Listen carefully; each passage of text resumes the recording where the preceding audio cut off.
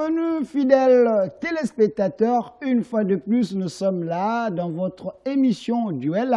Une émission de chaque jour ici sur la chaîne de la maman nationale, la maman de la nation, Maman Excellencia, CSS Télévision, Canal Studio Satellitaire, les reflets de tout un peuple.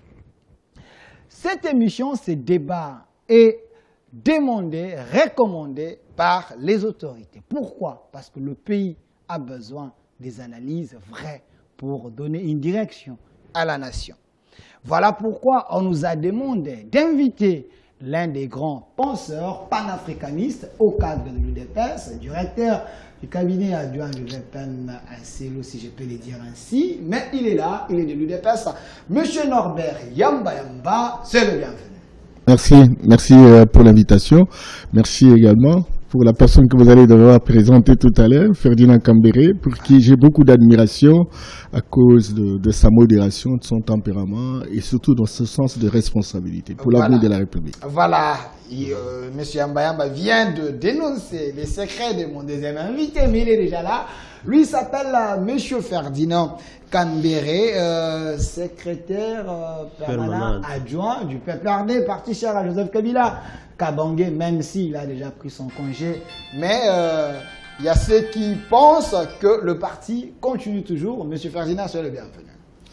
Merci pour l'invitation, encore une fois, et merci que je réitère à mon grand frère Yamba Yamba pour son raisonnement toujours soutenu et l'objectivité dans les débats.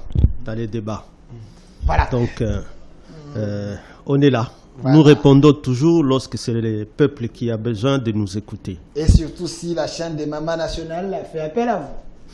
Bon, pourquoi pas, lorsqu'elle offre un service public, même si c'est un service public, privé plutôt, qui donne un service public, nous ne pouvons que la remercier pour ça. Voilà, merci. Là, je signale, je vois Monsieur Alain Atundou. Merci pour l'intérêt à cette émission. Les gens sont connectés pour vous suivre et suivre ces débats. Merci. Avec vous, on va parler d'un sujet important, deux questions principales de cette émission. Quelle approche durable pour une solution de la guerre de l'Est? Quelle approche durable pour une solution de la guerre de l'Est? On va en parler. La deuxième question de l'émission, processus électoral en RDC, la transition est-elle inévitable? Je réponds les deux questions. Quelle approche durable pour une solution de la guerre de l'Est? 2. Processus électoral en RDC en 2023, la transition est-elle inévitable? Je préfère commencer par M. Ferdinand Kambere, lui qui est de l'opposition. Il faut commencer par le pouvoir, Delphin. Je préfère. C'est à eux. La population attend plutôt les solutions du pouvoir, surtout que il est du ministère qui gère toutes les questions politiques. Ferdinand n'influence pas le journaliste qui a l'autorité de la modération et qui a choisi non, parce qu'à ce moment-là, il ne faut pas qu'il fausse aussi les débats. Non, il faut que j'écoute les contradictions, j'écoute les remarques, etc., pour que je sois en mesure d'articuler ça auprès de nos autorités. Voilà. Donc, Monsieur Ferdinand Kambere, comprenez que vous êtes la personne choisie pour commencer cette première question. Mais la deuxième question, c'est lui qui va commencer. Ne vous dérangez pas. Alors, M. Ferdinand Kambere, ça fait presque 4 ans que le régime Tshisekedi est au pouvoir. Je me rappelle, le chef avait dit, il se sentirait dans la peau d'un président s'il y a la paix à l'Est. Mais la question mérite d'être posée aujourd'hui. 4 ans après, il n'y a pas la paix. Il y a ceux qui pensent que le régime est en train de tâtonner. Voilà, la question a sa raison d'être. Quelle approche durable pour une solution de la guerre de l'Est? Pensez-vous que le voie que le régime a empruntée, c'était les bonnes? Non, justement, parce que si ces voies étaient les bonnes... Donnez-moi la photo du chef. Vous ne seriez pas en train de dire que les gens disent qu'ils sont en train de tâtonner. J'ai suivi dernièrement le secrétaire général de l'IDPS, les partis au pouvoir, Augustin Kabouya, le parti de mon grand frère Yamba Yamba. Je ne l'ai pas reconnu. Ok. Parce que dès lors qu'on cherchera toujours à chercher des faux fouillards et à dire que ce sont les autres, l'ancien régime qui a signé des accords, il parlait de l'accord je crois du 23 mars, et que donc la faute c'est toujours aux autres et jamais à eux. Mais ils vont continuer à tâtonner et ils vont terminer les mandats de 5 ans sans aucune solution. Ok.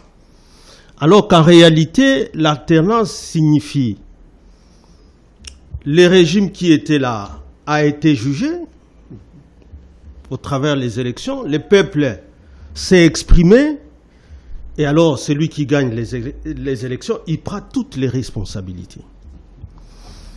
Bon, dans la Constitution comme la nôtre, où en réalité les chefs de l'État, bien qu'élu au suffrage universel direct, en réalité ce n'est pas lui les responsables directs du gouvernement. Il y a un Premier ministre.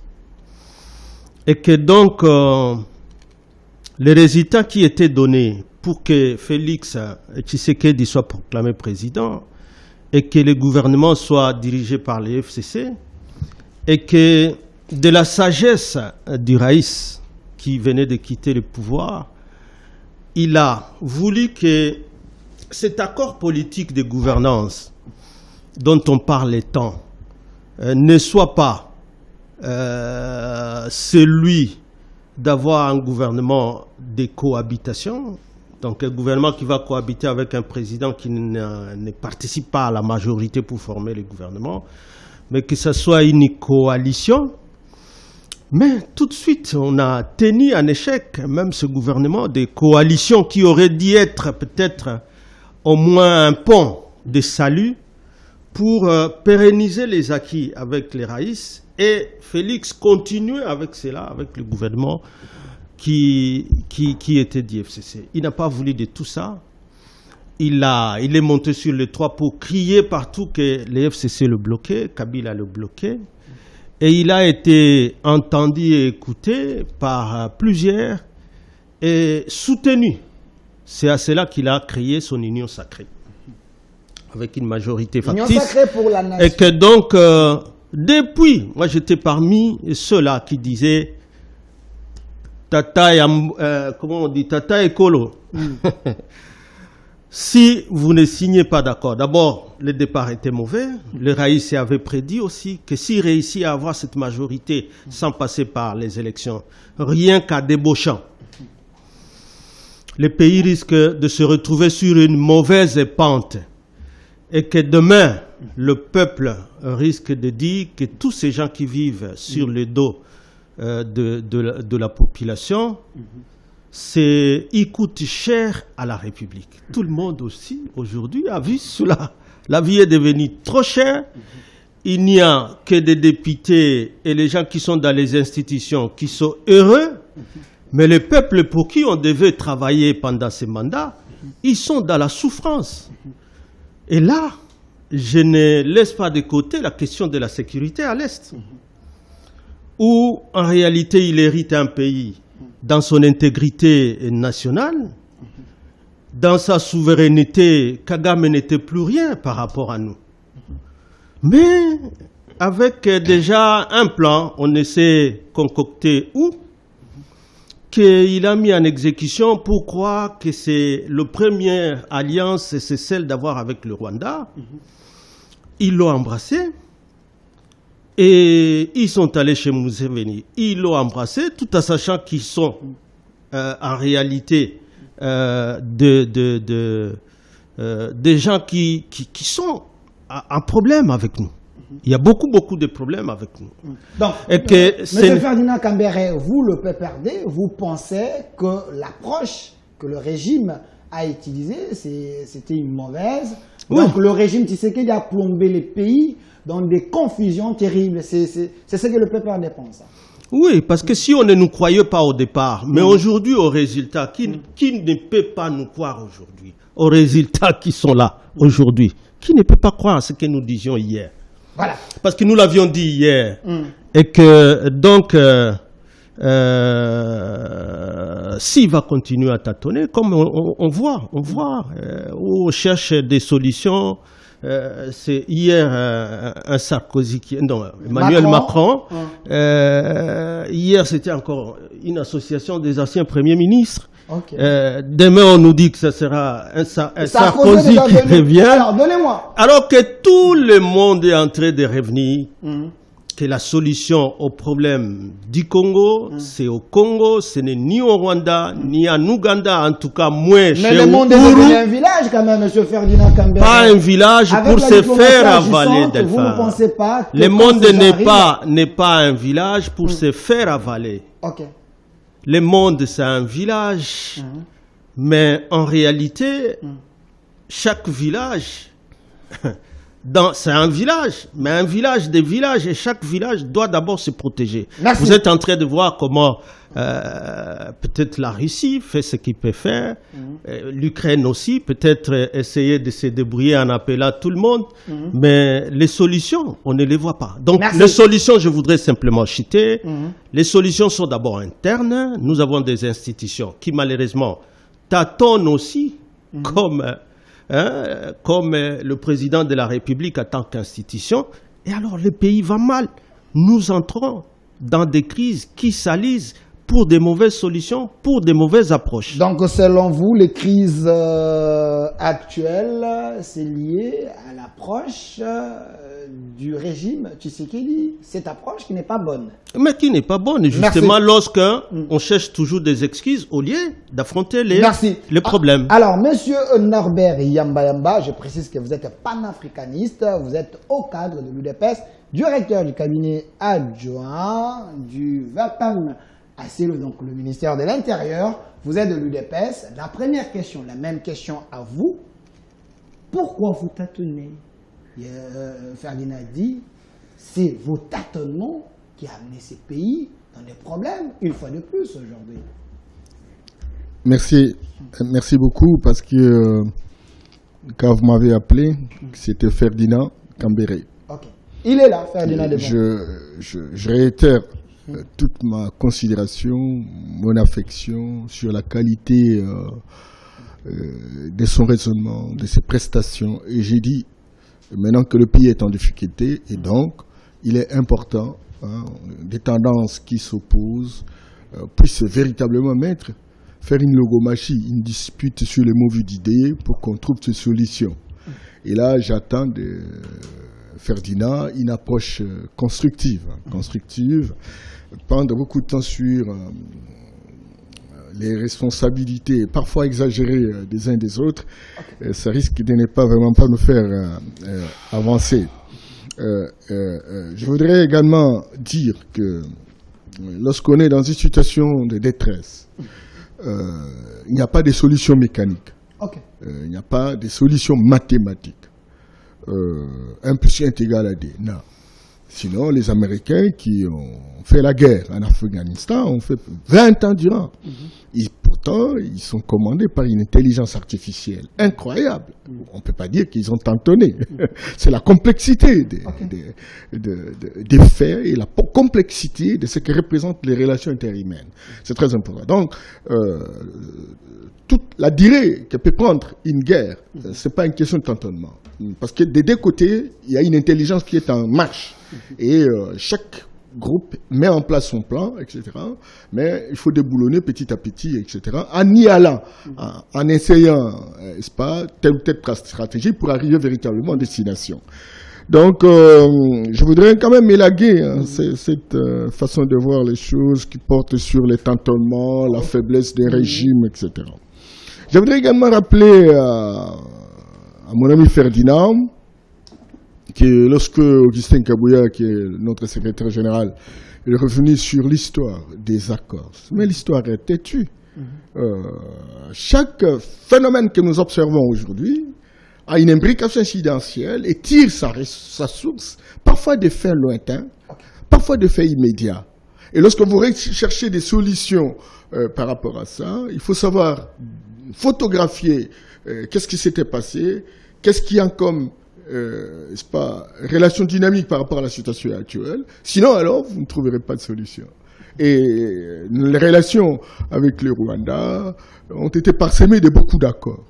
Et le régime qui a fait 18 ans, 20 ans, 22 ans, etc., ce régime a endossé la responsabilité de plusieurs accords. On ne dira pas que tous les accords sont mauvais, ça c'est évident, mais il y a une filière. Et il faut savoir véritablement comptabiliser ces différents rapports, sinon alors on va fausser l'histoire.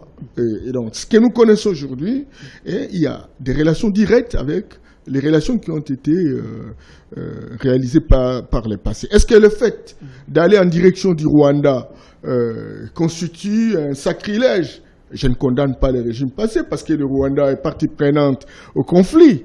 Et je dis qu'aller discuter avec le Rwanda, c'est pas si mauvais, mais il faut que ça se fasse selon les règles de l'art. Ça veut dire quoi? Ça veut dire en fait que discuter avec le Rwanda en tant que courtier, commissionnaire de la guerre. C'est ça que vous pensez du Rwanda? Le Rwanda, c'est un commissionnaire. Okay. Parce qu'en réalité, la guerre que nous sommes en train de vivre dans notre pays, c'est une guerre qui porte sur une convergence d'intérêts. La convergence d'intérêts entre trois composantes. Il y a les vautours internationaux qui sont des multinationales à la recherche véritablement de minerais et des ressources naturelles. Et surtout, à ce moment où on parle de la transition énergétique, on a besoin de minéraux tels que le cobalt, le coltan, le lithium, le nobium, etc. Ces minéraux, le Congo les dispose. Un tiers des ressources naturelles en Afrique, ça c'est le Congo. Et lorsqu'on cherche, on est politique, on est en train de rechercher des solutions, il faut donc ressortir la complexité de cette situation. C'est pas seulement le Rwanda. Le Rwanda est utilisé comme les gendarmes et mercenaires. Le Rwanda vit de ces putains de mercenariats. Ben, écoute, les gens qui ont besoin des ressources, qui ne veulent pas que la solution soit trouvée, eh ben, sont des multinationales qui sont accompagnées par les gouvernements respectifs. Et quand on oublie cette façon de voir les choses, alors là, on est véritablement en train de taper à côté. Donc, outre les vautours internationaux, qui sont les multinationales, il y a aussi des amis de la sous-région. Quelqu'un disait qu'on peut tout changer, on ne sait pas changer la géographie. La géographie. Rares sont les pays qui changent d'adresse. Le Rwanda est là, nous sommes là, on est des pays frontaliers. Et donc, nous aurons des intérêts communs, ça c'est évident. Et si quelqu'un veut nous attaquer, il peut directement passer par le Rwanda. Et donc, nous devons chercher comment séduire le Rwanda. Parce qu'en réalité... Séduire le Rwanda, voilà pourquoi il fallait les accorder, nos minéraux, l'accord de Sakima et autres là. C'est ce qu'eux disent. Cette approche, vous avez encore donné du poids et le moyen au M23. Non, je m'excuse beaucoup. Nous faisons un débat de fond qui est fondamentalement intellectuel. Il ne faut pas dire donner les minéraux. Comment on peut donner les minéraux? On fait allusion aux accords. Alors, non. Cette approche-là, vous pensez que ça allait aider la nation? Vous êtes journaliste. Vous êtes journaliste d'investigation. Vous avez l'accord où on cède les minéraux au Rwanda? Non. Et sa contrepartie? Okay. Non. Mais c'est dessous tout ça qu'il faut véritablement rationaliser, systématiser. Parce que si on va entrer dans une opposition émotionnelle, si on va entrer dans une logique d'émotions toxiques, on ne va pas s'en sortir. Et c'est très clair que la complexité de la situation dans l'Est de notre pays porte sur trois responsabilités. Il y a la responsabilité des vautours internationaux, il y a la responsabilité de nos voisins qui sont devenus des mercenaires, des puissances d'argent, il y a aussi la responsabilité des Congolais qui visiblement sont au fond aujourd'hui, ce qu'ils font appeler M23 avec le Rwanda et compagnie. Il y a aussi la responsabilité de ceux qui sont censés aujourd'hui être de l'opposition, mais qui jouent le jeu du Rwanda, sans le savoir, peut-être inconsciemment. Le problème aujourd'hui, c'est très clair, que le Congo, mon fils me posait la question, il dit, mais papa, qu'est-ce qui explique que cette guerre ne se termine pas? Est-ce que le Congo, les richesses du Congo, est une malédiction ou une bénédiction? Je lui répondais tout de suite que c'est le deux. C'est à la fois une bénédiction et à la fois une malédiction. Bénédiction parce qu'effectivement Dieu nous a dotés de tous ces moyens pour que nous puissions transformer notre pays et les transformer dans le sens de pouvoir changer la République au bénéfice de notre peuple. Mais une malédiction parce qu'il y a des convoitises. Et ces convoitises trouvent des relais à l'interne. Et ces relais s'intensifient pour véritablement désacraliser notre pays et les institutions de la République. Donc, en toute sincérité, moi je vois ce débat, surtout avec quelqu'un qui a la tête froide comme Ferdinand, qu'on y aille dans le sens de la recherche des approches assez constructives pour que nous puissions sortir de cette situation. Parce que la complexification de ces questions pose la problématique, ou aussi d'une analyse systémique au lieu d'aller orienter vers l'incapacité du gouvernement, parce que cette guerre a duré autant d'années, pendant qu'ils étaient au régime, ils n'ont pas trouvé de solution. Aujourd'hui, la guerre continue, parce que les mêmes intérêts sont pendants, et donc, nous tous... Mais ils disent que vous n'écoutez pas les conseils des autres, vous pensez que les FCC vous avez bloqué, mais non, vous êtes libre, vous continuez toujours à aller dans les noirs. Alors, est-ce qu'il n'y a pas moyen que je dise juste un mot par rapport à ça? 5 secondes. Vous savez, Ferdinand, moi je vous ai toujours connu comme quelqu'un de bon sens, quelqu'un d'une conscience incontestée, incontestable. La coalition, et vous l'avez bien défini, coalition FCC-CAJ, c'était une bonne coalition qui aurait pu réussir, parce qu'on se trouve en face des compatriotes, des patriotes et des nationalistes qui visiblement ont des intérêts communs à défendre.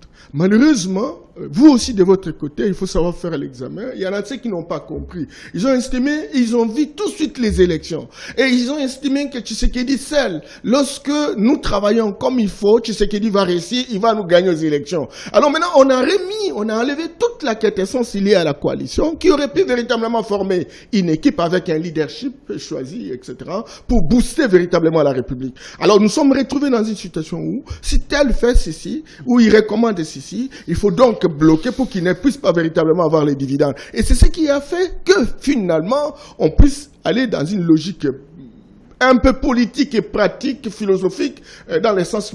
Comment s'en sortir? Les Congolais attendent. Et bien bon, nous ne savons pas quoi faire. Il faut créer une nouvelle union. Créer une nouvelle union dans une triste obligation. Et c'est cela, justement. Et alors, si chacun de nous ne peut pas examiner ses failles, à ce moment-là, chacun se donnera raison, le pays va persister. Merci, M. Norbert Yamba. Au cadre de l'UDP, vous avez fait 7 minutes. Je vais donner le même temps d'antenne. Non, il a fait plus. Hein. S'il vous plaît. Alors, il faut contrôler les minutes. Pas de problème. Je vais donner le même temps d'antenne à M. Ferdinand Cambéré. Alors, M. Ferdinand, M.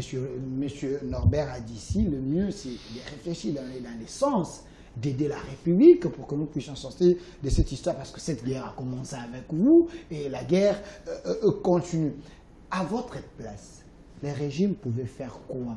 Est-ce qu'Abil avait laissé les bases pour que ces régimes aillent plus loin, pour que cette guerre ne puisse pas retourner?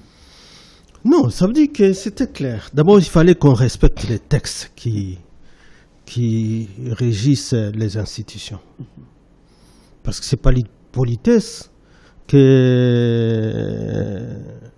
nous appelons rupture FCC cash, que nous ne l'appelons pas coup d'État institutionnel. C'est par politesse. Okay. Et pour donner la chance à celui qui était venu, qui venait de l'opposition, comme venait de le dire Yamba Yamba. En tout cas, les Raïs, Joseph Kabila Kabange, a donné la chance à la République.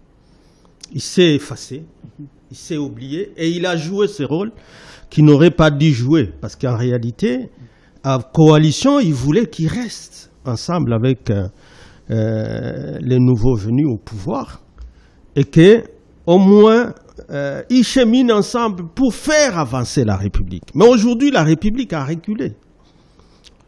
Même si mon frère Yamba Yamba ne veut pas le reconnaître, la République a reculé sur tous les plans. La guerre n'est pas mécanique, il y a les intelligences. C'est ce qu'il dit, c'est ce qu'il dit.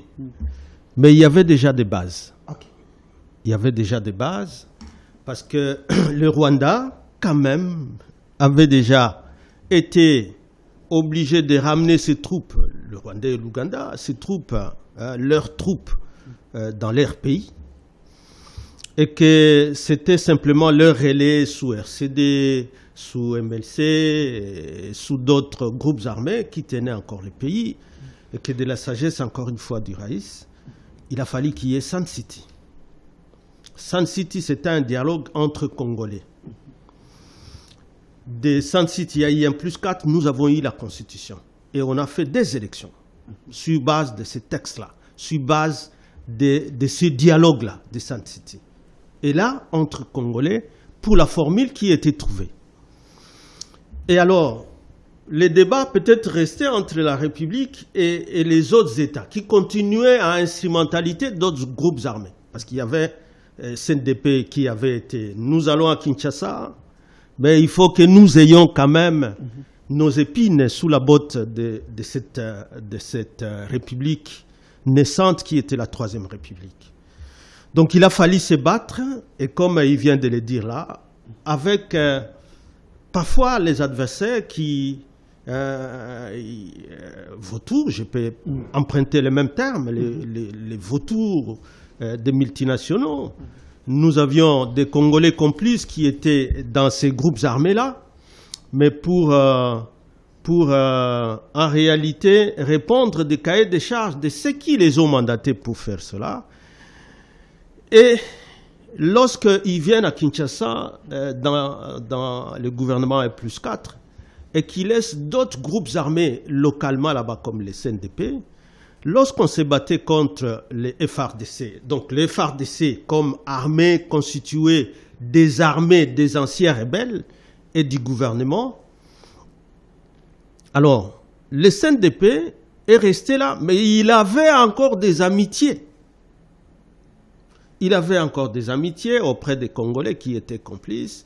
La formule qui était encore trouvée, que les gens considéraient comme mauvaise, ou on a encore obligé à ces gouvernements-là d'intégrer ces militaires du CNDP. Et c'est là où le secrétaire général Kabouya, lorsque je le vois présenter l'historique, parce que Yamba Yamba il dit oui, l'historique des accords, oui, il faut connaître. Et lorsqu'on est cette fois-ci au pouvoir, si hier vous criez sur Kabila par rapport à tout ce qui était fait, mixage, et ainsi, mais aujourd'hui c'est vous ne pouvez plus avoir le même discours comme si vous étiez à l'opposition pour dire que même les enfants ne pouvaient pas signer des accords du 23 mars. Mais quels sont ces accords-là? Okay. A-t-il déjà lu ces accords signés par Kabila en 2023 pour dire que même les enfants ne pouvaient pas? Il y avait un cahier de charges, et ces cahiers de charges qui ne rencontraient pas les aspirations du peuple congolais étaient boutés dehors. Et c'est comme ça que lorsque on est sous cette étiquette de 23 mars, alors le Congo était obligé de se battre et de les chasser. Alors, l'IDPS aujourd'hui au pouvoir ne peut pas revenir sur base de ce qui se passe aujourd'hui, de ce que nous vivons aujourd'hui, commencer à dire que l'ancien régime avait des accords et c'est pour ces accords que le M23 est ressuscité. Non, le M23 avait été neutralisé. L'IDPS ne pouvait que partir de ça. Je reviens pourquoi? Parce que vous parliez des bases que nous avions laissées. Alors, on était donc obligé de parler avec ceux-là qui entretenaient ou qui instrumentalisaient des jeunes gens congolais qui rentraient dans des groupes armés comme les CNDP, comme les M23, pour parler directement avec ceux-là qui les entretenaient sur le sol congolais.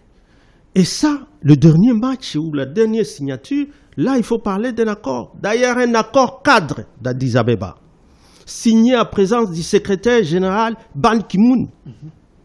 Et cet accord-là disait clairement que le Rwanda ne pouvait plus soutenir aucun groupe armé sur le sol congolais. L'Ouganda, mêmement.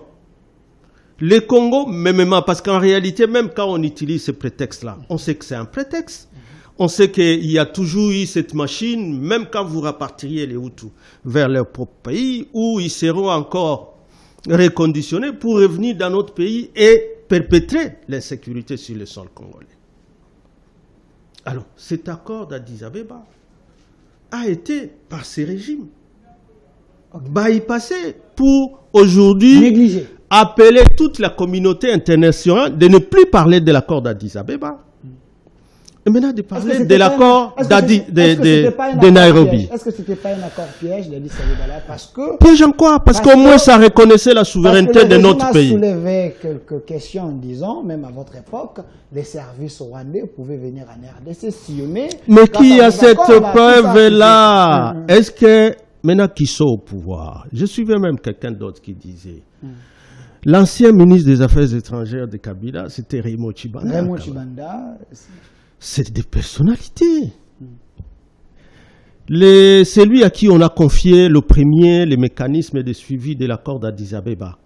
C'est quand même François Mamba Tshishimbi. Aujourd'hui, c'est une personnalité qui est autour du président aujourd'hui.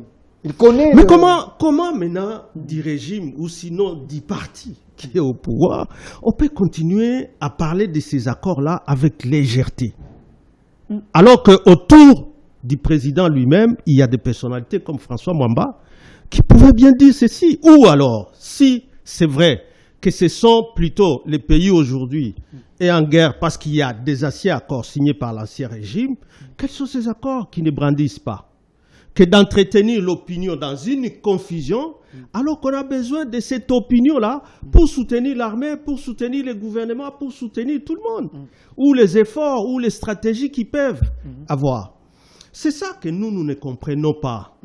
Et c'est ça que nous disons qu'apparemment le régime est en panne de stratégie. Donc le régime est en train de se noyer. Oui, parce que quand vous recommencez maintenant avec de nouveaux accords de Nairobi, alors ça revient encore, les M23, les Rwandais qui deviennent vedettes, et les stratégies utilisées, ou les approches utilisées pour ramener la sécurité. On nous a dit d'abord, d'abord avant ça, rappelez-vous de l'interpellation. 1 minute, Chité. Oui, rappelez-vous de l'interpellation de l'honorable président Bosso, lorsqu'il demandait à ses collègues à l'Assemblée nationale de quitter les groupes armés.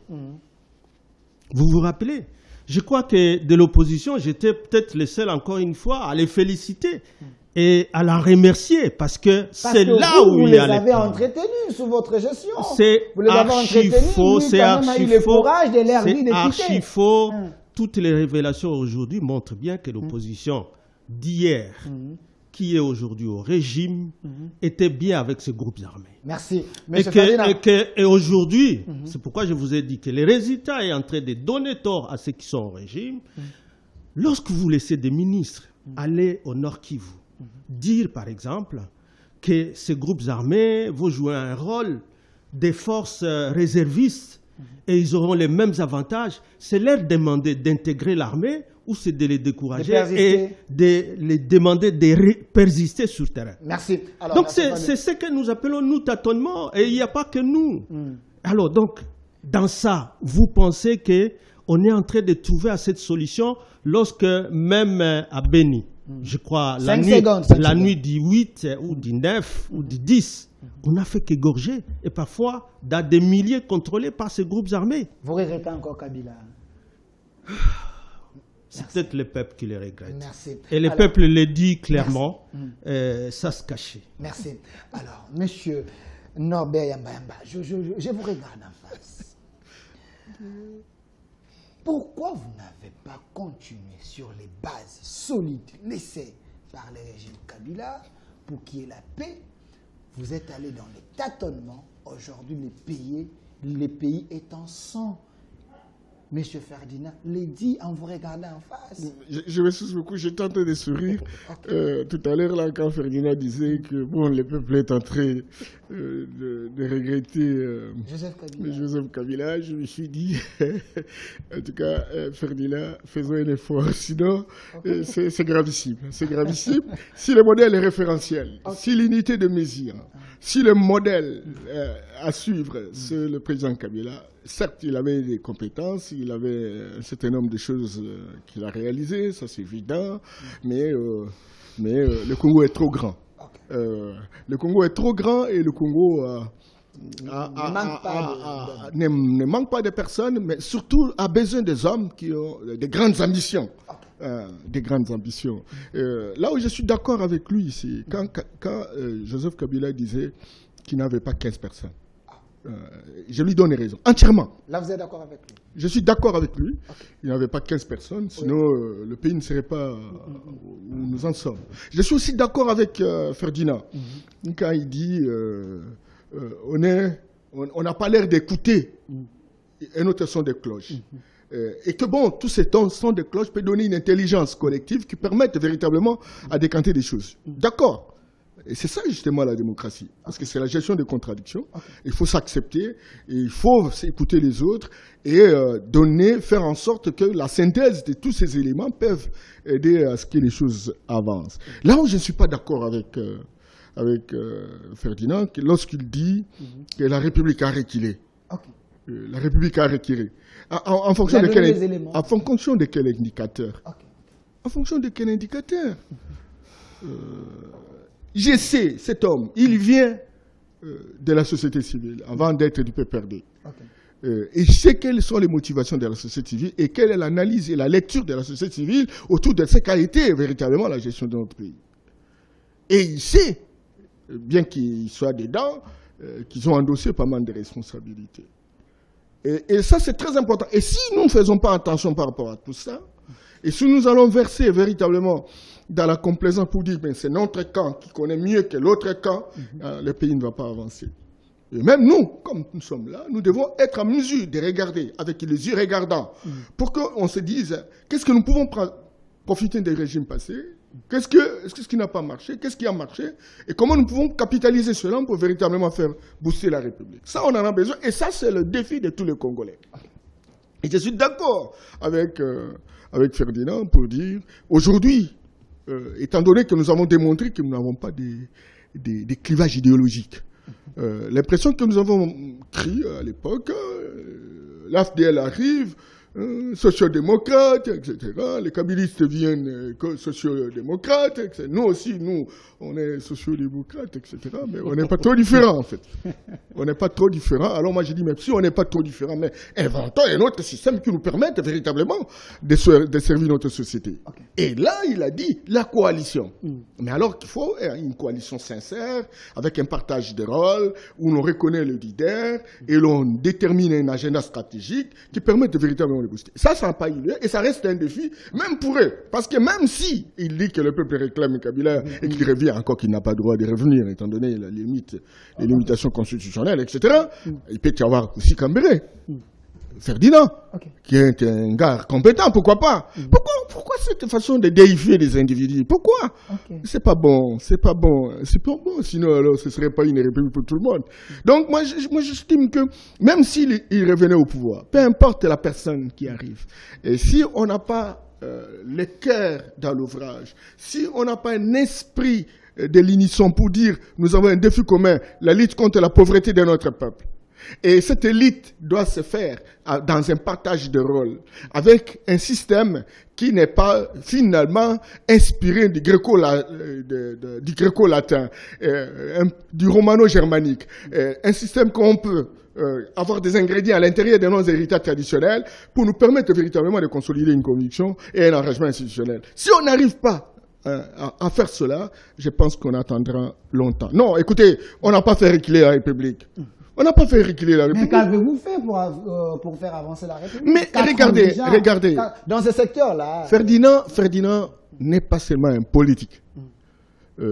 Il a une culture de rationalité inspirée de la société civile, mais c'est aussi un intellectuel. C'est un ancien ministre également. Un ancien ministre. Député national. Oui. Je ne voudrais pas citer tout ça parce que ce que j'ai cité là, c'est mieux qu'être ministre parce que n'importe qui peut devenir ministre. C'est ça. Donc je voudrais simplement dire que lorsqu'on veut faire l'analyse et qu'on ne tient pas compte, on ne comptabilise pas les effets qui ont une interaction dynamique à l'intérieur du processus, on risque de faire une très mauvaise analyse. Regardez, cher Ferdinand, aujourd'hui, nous avons les institutions de la République. Oui, il y a un président de la République qui a perçu à un moment donné que les choses sont bloquées et qui a opté pour une option. Peu importe l'option optée, mais je dis, regardez la configuration, regardez la configuration institutionnelle. Regardez l'armée. Qui font partie de l'armée? Sont-ils conscients des défis qui sont les nôtres? Sont-ils conscients de l'agenda international qui se trame contre notre peuple? Regardez au niveau des institutions politiques, ceux qui sont à l'Assemblée nationale, au Sénat, ceux qui sont au gouvernement. Il y a des gens qui travaillent pour l'extérieur. Il y a des gens qui sont des commissionnaires de l'extérieur. Et tout cela, faisant combine, montre très clairement qu'il y a toujours difficulté. Vous avez proposé quelque chose aujourd'hui, il y a des gens qui, la nuit, transmettent véritablement l'information. Et ça complique les choses. Et ça ne donne pas d'aujourd'hui. Ce sont des personnes héritées du régime passé. Peut-être qui avaient foi, de pouvoir faire mieux, mais il y a aussi des gens qui avaient leurs agendas individuels. Et ça, il faut comptabiliser dans la réflexion. Parce que si on n'essaye pas de tenir compte de tout cela, on risque véritablement de focaliser la responsabilité à une seule personne. Là, vous êtes en train de vous plaindre parce que vous avez assaini l'armée, vous avez changé la ligne de commandement, et ainsi de suite. Est-ce ce n'est pas efficace pour donner les résultats? Vous voulez les retourner? Je vous dis que cette question n'est pas une question simple, c'est une question complexe. Et à un problème complexe, il y a une réponse complexe. Okay.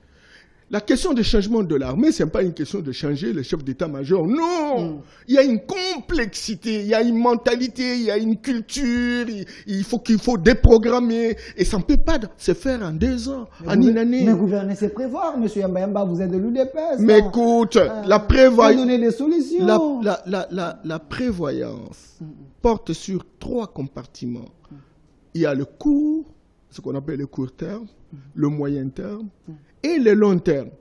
Le court terme, c'est dans une année, on fait quoi? Et c'est comme ça que vous avez vu des mesures qui ont été prises dans le sens d'augmenter les chiffres des militaires qui devraient se trouver au front. On nous a dit qu'on est allé jusqu'à 21 000, et pourtant il n'y en avait que 11. Il y a même des manigances, parce qu'il y a des maquintum dans les chefs de ceux qui véritablement devraient faire le travail, des séquelles de la situation antérieure.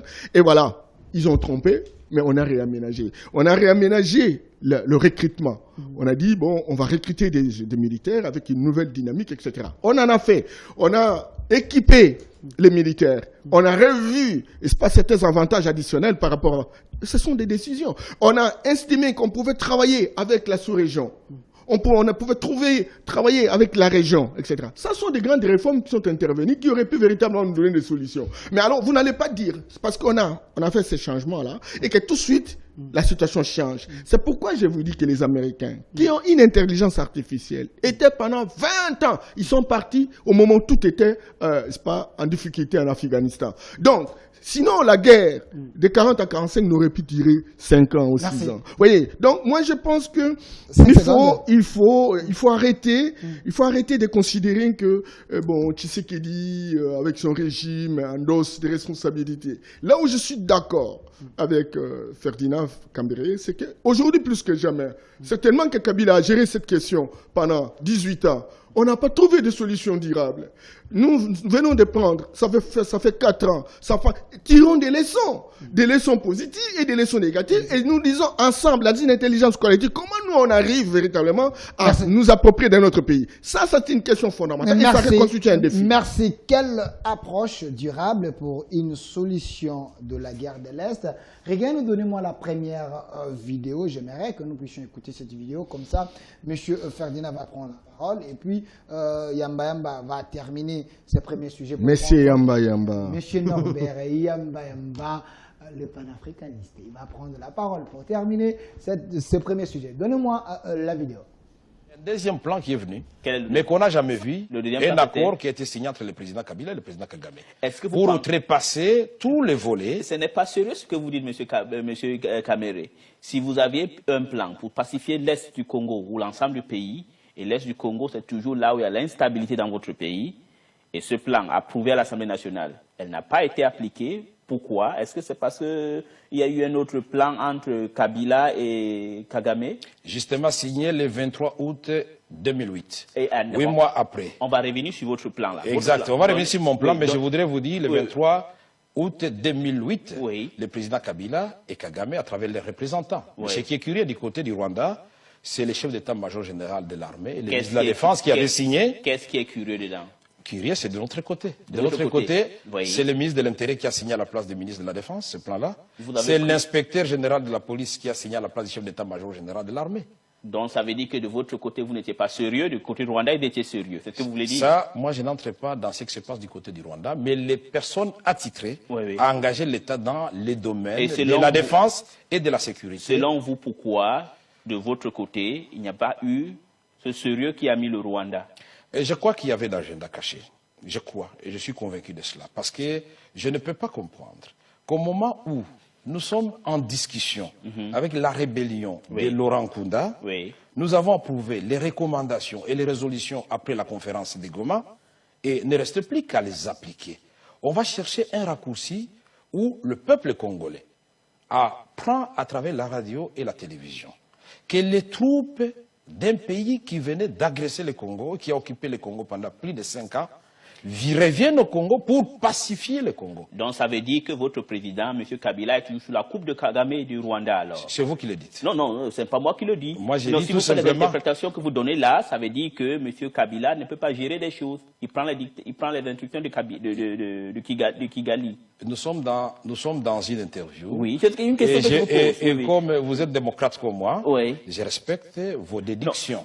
Oui, mais moi, tout simplement, ce que je vous dis... Bon, mais en tant que le futur président du Congo... Ah, merci, que Dieu vous entende. Voilà, merci, oui. quand vous partez aux élections, comme Gbagbo a dit, on ne va pas aux élections pour perdre. Oui. Vous allez pour gagner. Oui, exact. Alors, si vous gagnez maintenant les élections, qui va se tenir en novembre, oui, alliez-vous revoir les termes de négociation qu'il y a eu entre la République démocratique du Congo et son voisin, le Rwanda? Absolument. Je dirais au président Paul Kagame que nous avons besoin de la paix au Rwanda, la paix au Congo. Je dirais au président Museveni de l'Ouganda que nous avons besoin de la paix en Ouganda et la paix au Congo. Le Congo, c'est un géant. Le Congo, quand il est instable, c'est toute la région qui est instable. Le Rwanda peut avoir l'illusion d'avoir une paix, mais c'est toujours fragile. Oui. Quand tous les anciens rebelles du Rwanda, les anciens militaires d'Abiyarimana se trouvent encore sur le territoire congolais... Et c'est la faute du Rwanda, ça? C'est pas la faute du Rwanda. C'est pourquoi je voudrais lui dire que nous avons intérêt à inscrire la recherche dans la paix à l'est du Congo dans un contexte régional. D'accord. Sous-régional, parce qu'il ne faut pas chercher des solutions aux problèmes internes du Rwanda au Congo. Parce que les génotypes de 94... Oui. Voilà, de retour sur ces plateaux. L'histoire est têtue. Nous venons de suivre l'ancien président de l'Assemblée nationale, de l'UNC, proche Kabila, secrétaire général du PPRD parti de Joseph Kabila, M. Ferdinand. Vous venez d'écouter M. Vital Kamerhe, il nous a parlé des accords. Il n'y avait pas le sérieux de votre côté, il ne faut pas jeter l'opprobre de votre côté. Bon, Delphin, d'abord, il faut bien les présenter. Ok. Parce que tu sais que un texte sans contexte est un prétexte. Ok. Là, quand il parlait comme opposant à Kabila. Il parlait comme quelqu'un qui n'était plus à l'Assemblée, donc il a formé, je vois, il portait son logo. Mais ce qu'il a dit, c'est vérifiable, ça s'est fait comme ça. S'il vous plaît, parce que maintenant, tu as bien fait de mettre cette vidéo. Ok. Parce que c'est ce qu'ils ont appliqué lorsque finalement ils ont eu le pouvoir. Ok. Et je dis alors, je comprends pourquoi Félix a des problèmes pour trouver des solutions à la question de l'Est lorsqu'il se fie aux gens de l'Est qui, en réalité, ils sont des avocats du CNDP, ils sont des avocats du M23, ils sont avocats du Rwanda. Donc, au lieu d'être... Kamerhe, les Bati et les autres, ce sont les avocats du M23. Pourquoi tu parles de Bati? Non, là, on a vu la vidéo de Vital, vous avez vu les gens qui était un président de l'Assemblée nationale. Ok. Et qui s'est brouillé pour une question d'approche par rapport à la stabilité de l'Est, l'approche qu'avait prise le gouvernement de l'époque. Et je comprends que là, il est en train de se justifier par rapport à sa position vis-à-vis de l'ancien président, le Joseph Kabila Kabange, sur base de cette question. Mais maintenant, là, il parlait comme un opposant, et donc qui critiquait le régime de Kabila.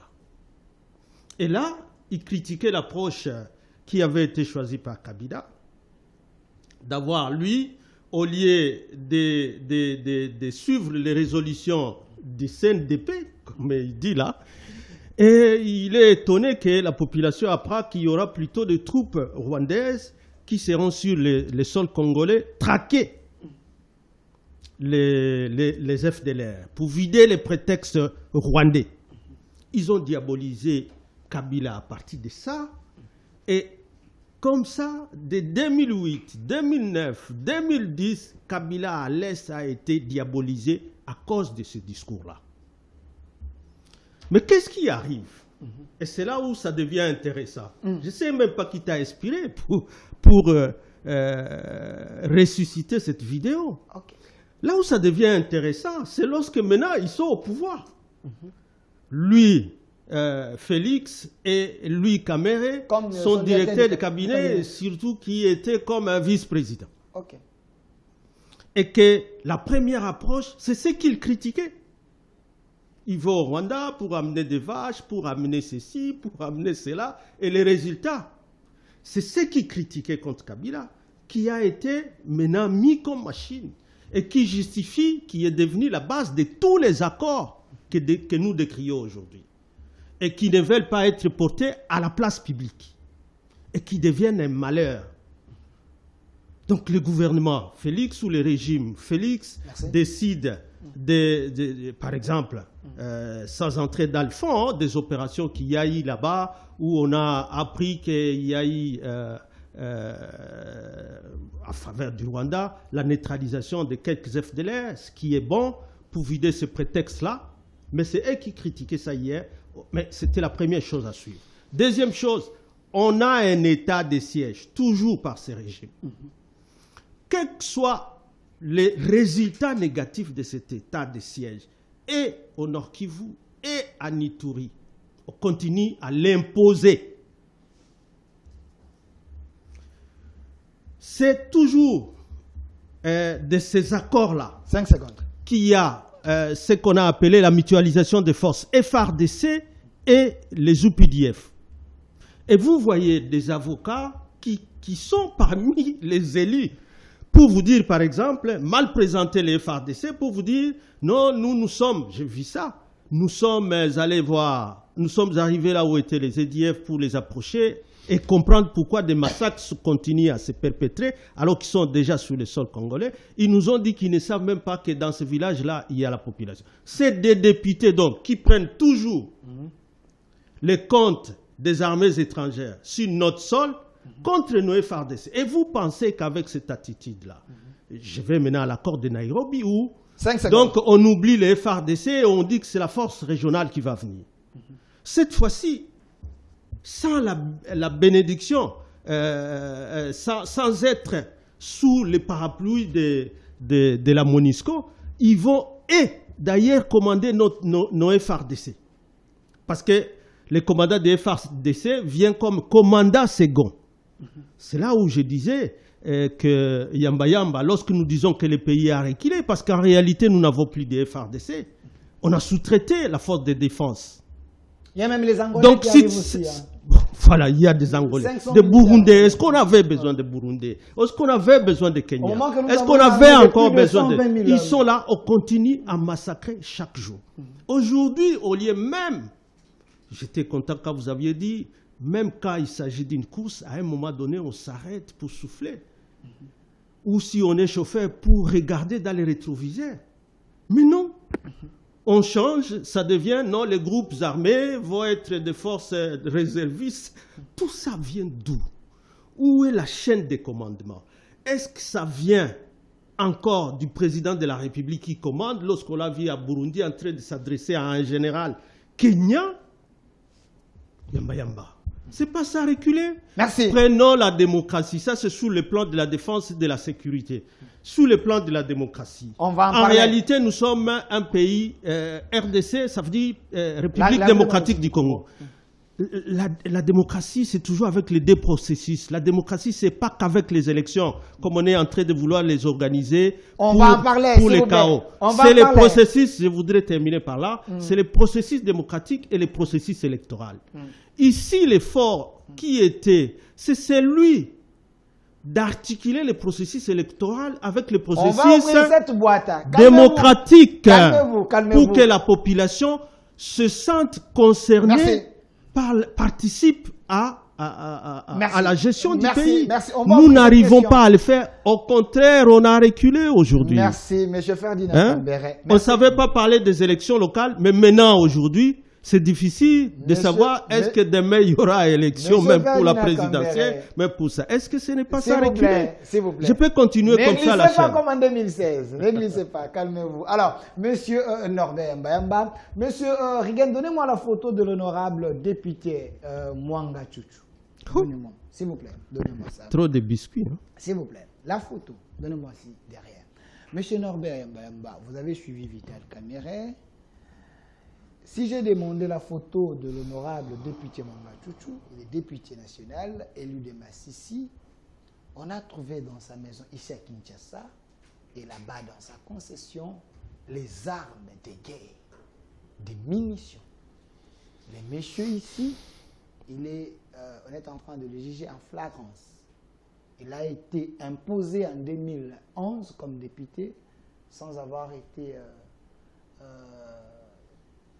il n'a jamais déposé sa candidature, selon les informations qu'on a eues. Ah, bon. C'est monsieur sous le régime Kabila, on dit, il était l'homme puissant. C'est lui qui donnait des moyens aux groupes armés. Sous votre régime, il a été arrêté. Pensez-vous que c'était fait à dessein pour que ce pays soit saigné en blanc? J'aime bien Ferdinand Kabéré. Je l'aime bien parce que, effectivement, ce qu'il dit, il croit à ça. Il est assez sincère lorsqu'il dit des choses. Mais au moins, Ferdinand est conscient que la discussion qui a eu lieu pour savoir la responsabilité du régime Tshisekedi par rapport à la situation de l'Est, où nous avons expliqué qu'il y a eu des infiltrations, il y a eu des choses qui se faisaient parce qu'il y a un partage des rôles au niveau international, au niveau sous-régional et au niveau congolais.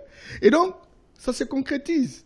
L'ancien secrétaire général du PPRD, témoin de l'histoire, homme orchestre, parce qu'il a dit qu'il aurait joué le rôle de vice-président presque. Et pourtant, c'est lui qui aurait joué même de premier vice-président lorsqu'il était au PPRD, etc. Il a une expérience cumulée par rapport à ces questions. Nous confirme qu'il y avait un agenda caché. Et cette confirmation a été manifestée par sa contestation. Ça, c'est vital. Lorsque l'armée rwandaise est entrée au Congo, il se disait, en tant que président de l'Assemblée nationale, il n'était pas informé. Et c'est ce qu'il a fait comme contestation. Et c'est ce qui a fait son départ du PPRD. C'est que, très clairement, cette posture qu'il prend comme opposant n'est pas très loin de la posture comme membre du PPRD, où il avait tous les avantages. Mais pendant ce temps, il a estimé que ce n'était pas bon et qu'il y avait un agenda caché. Et quel agenda caché? C'est la construction de différentes filières. À partir de l'AFDL, RCD, CNDP, quoi encore, M23. Et puis il dit qu'il n'y avait pas le sérieux de notre côté. Et donc, il n'y avait pas du sérieux de notre côté. En fait, le sérieux est le résultat d'une complicité, d'une complotation. C'est ça, en fait, ce que cela représente. Alors nous disons à nos amis du PPRD, n'est-ce que les reliquats d'aujourd'hui, pour dire, écoutez, mais pourquoi vous ne comptabilisez pas ça? La preuve, c'est que nous avons un gars qui a été député. Ce n'est pas pour ce régime. Mais député, mais qui visiblement est trouvé en flagrant délit dans ce genre de situation. Dis-moi, ces députés-là, quelle position va-t-il prendre pour sauver le régime ou l'anéantir? Pourquoi toutes ces armes? Ça vient d'où? Qui a fait? À un moment donné, à Rutshuru, Massissi, compagnie, etc., nous connaissons l'histoire, n'est-ce pas, de notre assemblée. Ce qui s'est passé, à un moment donné, on a contesté certaines personnes, mais finalement, qui ont été admis. Donc, moi, je ne suis pas contre ce que dit Ferdinand. Mais j'ai dit que tant que vous ne comptabilisez pas les infiltrations, l'agenda caché, qui a permis naturellement d'avoir des différents groupes d'armées qui entrent et qu'on laisse toujours des soldes pour qu'en définitive, ces gens-là reprennent la guerre. Et finalement, on va les intégrer au niveau politique, ou même des institutions politiques, on va les intégrer au niveau des régies financières, on va les intégrer au niveau de la sécurité, etc. C'est ce qui s'est passé avec l'AFDL, avec le RCD, avec le CNDP, avec l'M23. Aujourd'hui, le solde de M23 revient. Et on est en train véritablement d'appliquer. Écoutez, Ferdinand, vous savez, cette expérience nous montre très clairement qu'il y a eu des endroits, avec l'expérience du Soudan, il y a quelque chose de ce genre, où on voulait prendre certains Soudanais du Sud, on les amène.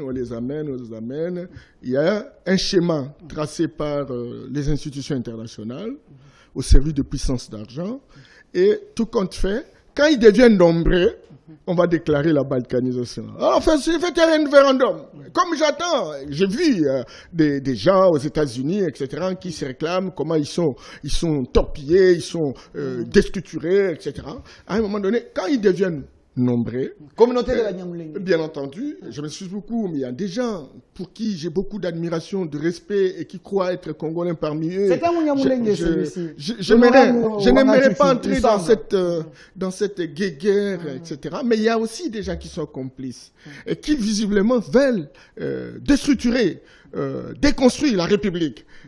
En donnant un argumentaire qui ne correspond pas à la réalité. Ces gens-là doivent être dénichés et dégagés. Donc je voudrais dire que si à un moment donné, Vital Kamerhe est allé au Rwanda avec des vaches et compagnie, etc., ça c'est lui. Le président Tshisekedi n'est pas allé au Rwanda pour faire un mariage où il a proposé des vaches. Il y avait quand même Bissele, je m'excuse beaucoup. Je m'excuse beaucoup. Avoir carnet d'adresse. Je m'excuse beaucoup. Non. Il ne faut pas simplifier les choses. Moi, à 22 ans, je suis de l'IDPS. Okay. Je connais quel a été le projet, n'est-ce pas, des sociétés de notre parti. Et l'ossature principale dans la coopération, c'est la diplomatie de développement. Okay. Et la diplomatie de développement suppose construire des interactions, des passerelles avec des amis étrangers, mais pour que nous puissions trouver aussi des dividendes. Et donc, nous sommes des voisins. Et je l'ai dit, qu'aucun pays ne peut changer son adresse. Et donc, le Rwanda est notre voisin. Et il y a des velléités, n'est-ce pas, d'agressions récurrentes. Nous disons, OK, il faut poser la question. Vous voulez quoi? Nous sommes des voisins. Nous pouvons avoir des intérêts communs. Mettons en place des projets fédérateurs. Mettons en place des projets intégrateurs. Et donc, cela est très important. Nous pouvons le faire avec les Zambiens. Regardez comment nous travaillons. Je pense que vous étiez parti négocier en position de faiblesse. Non, il n'y a jamais eu. Pour l'intérêt de la RDC. Non, regarde. Nous sommes par exemple avec les... Excusez, s'il te plaît, tu lui as donné quand même des petits temps, non? Je voudrais simplement dire que lorsqu'on a des voisins, malgré que nous avons des problèmes avec le Rwandais, et vous savez, nous avons des problèmes avec le Rwandais, nous avons des problèmes avec les Ougandais, nous avons des problèmes moins avec les Burundais, c'est évident. Nous avons 9 frontières. Et les puissances d'argent, qui sont des vautours internationaux, ont des stratégies pour nous opposer, en obéissant à la logique d'atomisation sociale, division pour mieux régner. Ça, c'est important. Moi, je suis panafricaniste. J'ai toujours pensé à l'unité politique africaine. J'ai toujours pensé que nos États aujourd'hui, qui ont été saucissonnés sous bande d'une carte mal dessinée à Berlin, ces États-là sont des morceaux. Il faut les ressouder. Et pour les ressouder, c'est un grand défi. C'est un engagement, c'est une détermination. Mais quand nous avons des politiciens, n'est-ce pas, qui pensent aussi que voilà, ces morceaux leur permettent aussi de vivre, alors c'est un problème réel. La force régionale, Ferdinand, et je termine par là. Citez 5 secondes. La force régionale. Okay. Regardez, nous avons commencé avec des grandes réformes dans l'armée. Nous avons commencé avec l'équipement de l'armée, etc. Vous savez, la force d'un individu, c'est quoi? C'est la capacité de rechercher des solutions complexifiées aux problèmes complexes. Il ne faut pas des solutions simples à des problèmes complexifiés. Et donc, moi, je pense que la plupart des mercenaires qui sont utilisés contre notre pays sont ici des pays voisins.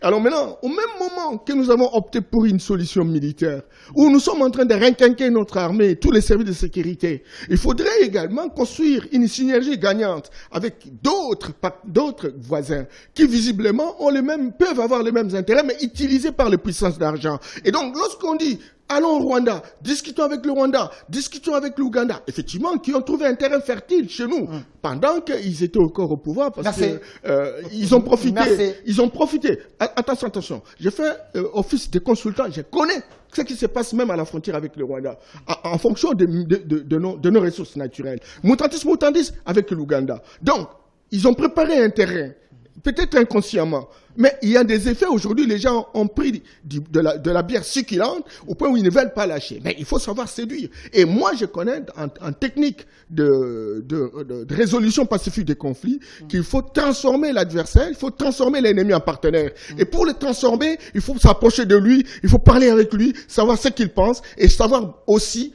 au finish, mettre en place des stratégies correspondantes. Merci, monsieur Norbert Yamba. Avant de terminer cette question, j'aimerais que nous puissions placer un mot. Monsieur, donnez-moi la photo de l'arrivée de l'ancien président français Nicolas Sarkozy en République démocratique du Congo.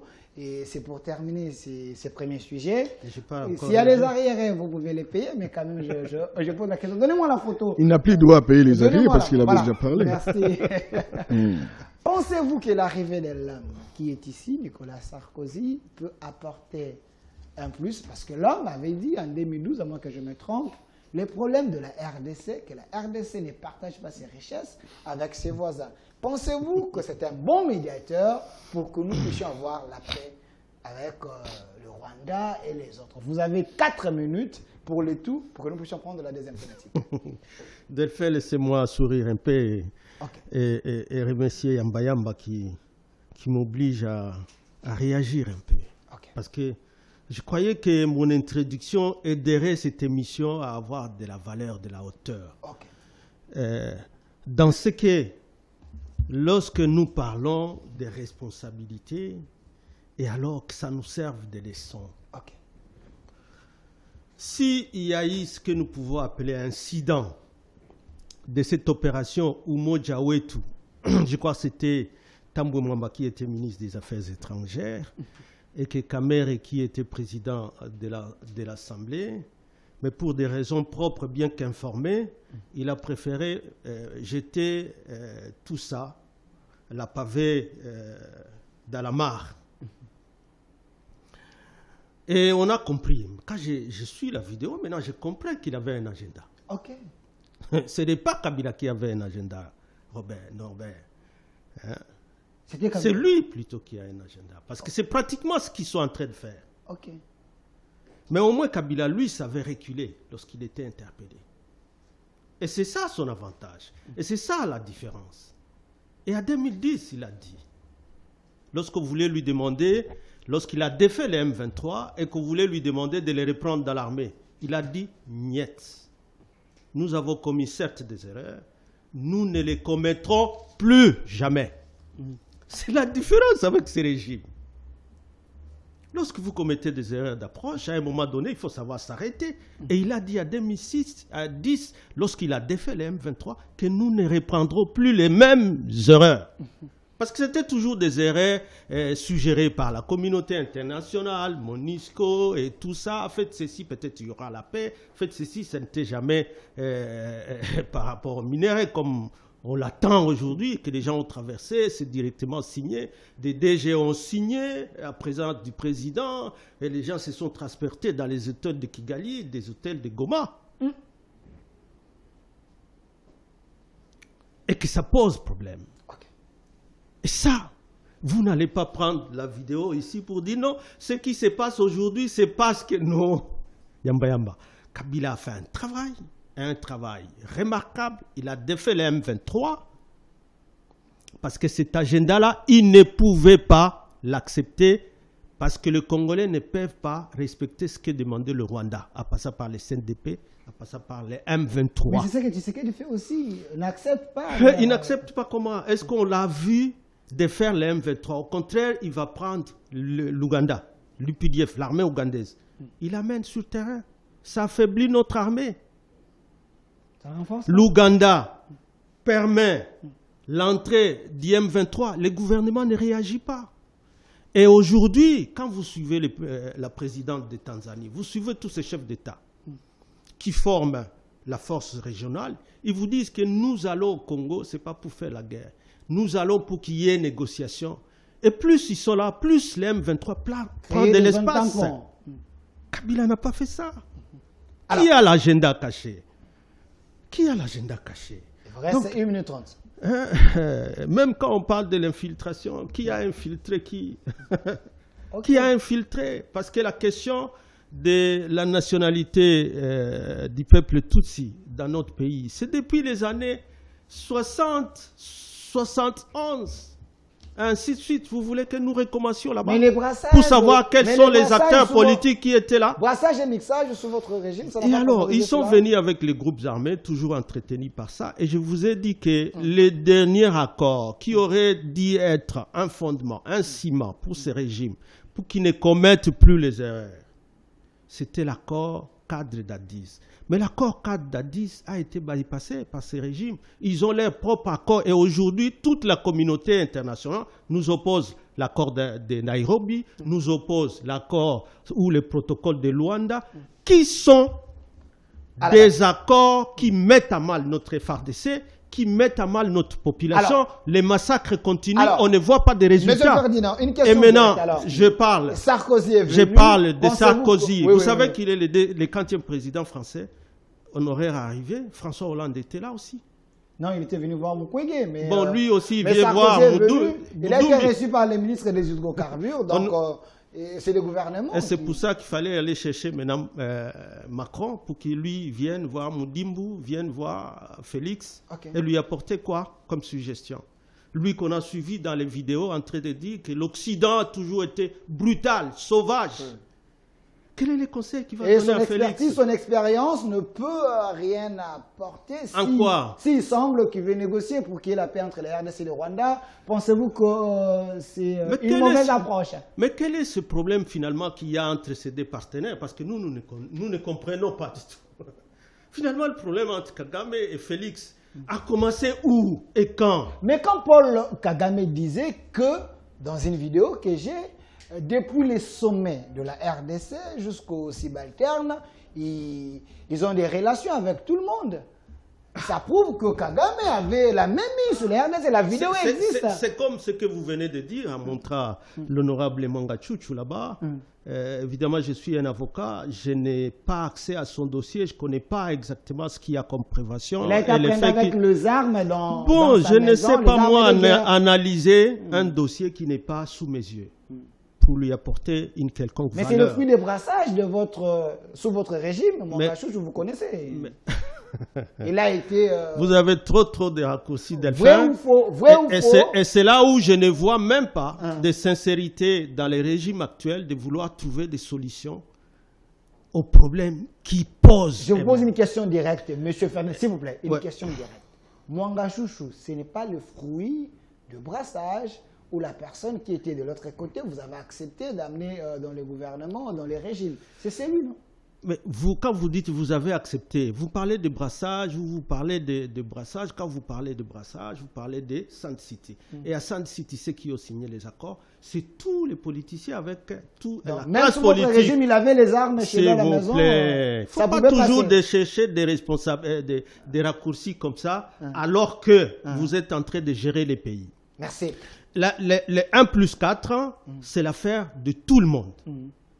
L'IDPS ne peut pas s'y soustraire, parce que même lorsqu'il y a eu des accords de cascade, l'IDPS est allé se réfugier au Rwanda et tout faire pour que les RCD reviennent sous la table de négociation.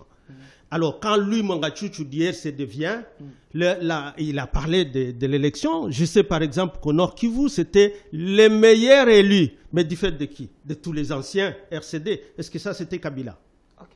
Et quand il est sénateur, il profite pour connaître les arcanes du pouvoir et être partout. Aujourd'hui, il est membre de quoi? De l'Union sacrée. Membre influent de l'Union sacrée. Il était resté avec Kabila lorsque Kabila a appelé à la résistance. Ce n'est pas le fruit de l'infiltration, mon gars. Il est d'abord un membre de la... Il a les armes. S'il vous plaît. C'est un civil, il a les armes. Mais le ministère de l'Intérieur est là. S'il a des armes, le sort, c'est quoi? Merci. C'est pas l'autorisation. Merci, monsieur. Il est de l'AFDC, donc il est de l'AFDC Bahati, et que lorsque vous parlez de lui ou des faits qu'il a commis, et ne faites pas des raccourcis pour vouloir tout ramener à Kabila. Merci. Si vous ne voulez même pas trouver des solutions, vous voulez montrer à l'opinion que nous n'arrivons pas à gérer les pays parce que c'est Kabila, alors que tous ces gens sont avec vous. Merci, monsieur Ferdinand Kambere. Alors, j'étais en train de... Bon, ça va sur Sarkozy, en tout cas, je ne vois pas. Pour moi, ça rentre toujours dans ce tâtonnement. Vous passez toujours à côté de la plaque pour chercher les solutions aux problèmes que vous-même vous créez, et les solutions sont proches, vous ne voulez pas les appliquer. Les solutions sont proches, vous ne voulez pas les appliquer, M. Norbert. Non, mais ils auraient pu. S'il vous plaît, que je termine. Vous êtes du pouvoir, un tâtonnement de plus, Ferdinand l'a dit, vous êtes allé chercher Sarkozy pour quel objectif? Non, mais s'il y a eu tâtonnement et que les solutions sont disponibles, j'ose croire qu'ils auraient pu véritablement les appliquer. Okay. Là, on tombe dans un débat émotionnel. Ok. Je ne le souhaite pas. Merci. Cependant, je voudrais simplement apaiser Ferdinand lorsque, toujours dans les tâtonnements, bon, il faut accepter les bandes armées comme M23. Nous, on refuse. Nous, on refuse. Mais ils sont... Si on avait accepté d'intégrer le M23, il n'y aurait pas de problème. Les Congolais refusent de faire ce qu'eux, ils ont fait. Le RCD intégré, et on sait toute l'ossature, le financement, etc., les moyens d'action sont venus d'où? Le CNDP et l'MV3. Ils l'ont fait. Et nous retardons la situation jusqu'aujourd'hui pour dire, écoutez, il faut arrêter les scénarios. Parce que ces scénarios ont une expérience malveillante, malheureuse. Ça, c'est le combat que nous menons pour lequel nous demandons à tous les Congolais de s'intégrer pour qu'ensemble, comme un seul homme, nous puissions gagner le pari. Nous demandons à l'opposition, la vraie opposition, qui pense encore à notre peuple, qu'aujourd'hui plus que jamais, l'extérieur ne peut plus nous donner des hommes qui doivent travailler comme ministres. L'extérieur ne doit pas nous donner des hommes qui doivent travailler comme militaires, officiers militaires, compagnie, etc. Donc c'était le cas. C'était le cas. Ok. Et donc, vous avez suivi quand même Vital Kamerhe, qui n'est pas moindre. En tout cas, il a été chef d'orchestre au PPRD. Et donc, nous ne sommes pas dans la logique que disait tout à l'heure Ferdinand pour dire accepter, accepter, accepter. Mais je voudrais remercier Ferdinand lorsqu'il dit tous ces groupes voisins de la région en compagnie disent qu'ils ne vont pas faire la guerre. Effectivement, nous ne voulons pas faire la guerre. Ok. Nous ne voulons pas faire la guerre parce que la guerre est devenue l'investissement le plus rentable de toutes les puissances d'argent. On investit dans la guerre, on monte des groupes armés, mais ils bénéficient 10 fois plus que ce qu'ils auraient fait un investissement normal. Nous sommes conscients de ça. Mais nous nous disons quelle devra être la solution moins payante. S'il faut utiliser l'intelligence des Africains, montrer les Africains que nous sommes un et un seul individu. Et que l'Occident nous a divisés, nous a saucissonnés sur base d'une carte mal dessinée par des personnes qui n'ont jamais été en Afrique. Ça, c'est la vision et l'approche du chef de l'État. Et il dit, ben écoutez, avec le Kenya, on fait quoi? Avec l'Ouganda, on fait quoi? Avec le Rwanda, on fait quoi? La Zambie, compagnie, tous ces pays de la région. Non seulement les pays de la région, même dans d'autres régions, parce qu'il y en a 5. Et c'est ça la vision. Et ils ont travaillé sur des recettes ponctuelles, court-termistes, parcellaires. Nous travaillons sur les recettes moyen-termistes, long-termistes. Si ça ne réussit pas aujourd'hui, ça peut réussir demain. Donc, sincèrement, je voudrais l'apaiser pour dire, tous ces groupes-là, nous avons voulu qu'ils soient là pour qu'on trouve une solution moins payante. Merci. Mais avec Sarkozy. Ok. 30 secondes, parce qu'on doit Sarkozy, quand il était au pouvoir, il est venu ici. Et vous savez quel était son discours. Aujourd'hui, Sarkozy, c'est un avocat qui a un cabinet d'affaires. Ok. Et vous avez vu, tout de suite, il est en train de chercher comment savoir la situation du pétrole, compagnie, etc. Et donc, il est permis de venir. Mais vous avez suivi le président de la République. Pour une fois, vous savez, il y a des endroits où on ne voulait pas entendre parler du chef de l'État parce qu'on ne les comprenait pas. Quelqu'un dans un débat télévisé, non, c'est pas un débat, mais bon, dans des prestations près de presse avec le président Macron, il a montré qui il est. Donnez-moi cette photo. Jamais en Afrique centrale, jamais, je dis jamais en Afrique centrale, on a trouvé un chef de l'État qui a affirmé son leadership, qui a affirmé son autonomie et qui a démontré que l'Afrique avait une torche et qui est en train d'éclairer l'avenir. Et ça, c'est lui qui commence avec ça, en prenant beaucoup de risques. Parce que les puissants d'argent sont des sauvages. Vous avez suivi quoi? Et là, il a raison, Ferdinand. Lorsque Sarkozy lui-même photographie l'Occident comme sauvage, comme barbare, comme et il a démontré lorsqu'il a assassiné le colonel Kadhafi, qui visiblement aurait pu pousser les Africains à construire une unité politique africaine, qui aurait pu pousser les Africains à avoir un fonds monétaire africain, avec la Banque des investissements africains, et qui, avec les techniques de télédétection pour nous donner notre propre satellite, on l'a éliminé.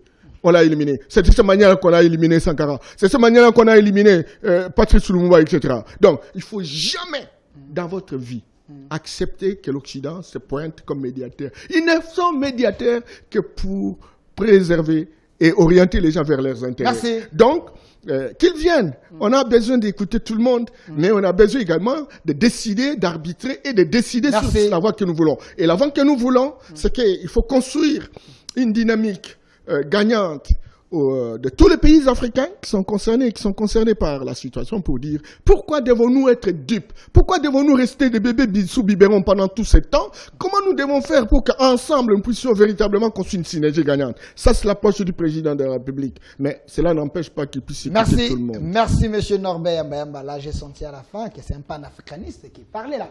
Voilà, là, regarde, donnez-moi la deuxième vidéo, comme ça nous allons chiter avec l'émission d'aujourd'hui. La première thématique, c'était quelle approche durable pour une solution de la guerre de l'Est. Vous avez suivi M. Ferdinand Comberet, secrétaire permanent adjoint du PPRD, et M.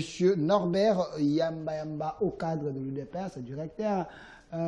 Je ne viens pas ici pour ça. Je suis au cadre de l'IDPS, je suis panafricaniste, je n'ai pas autorité à parler au nom du ministère. Je me suis beaucoup et je ne me suis jamais présenté comme tel. Il faut éviter ça. Merci, c'est quand même votre titre. Voilà, alors, donnez-nous la vidéo, comme ça nous allons revenir pour parler des élections, processus électoral, République démocratique du Congo. La transition est-elle inévitable?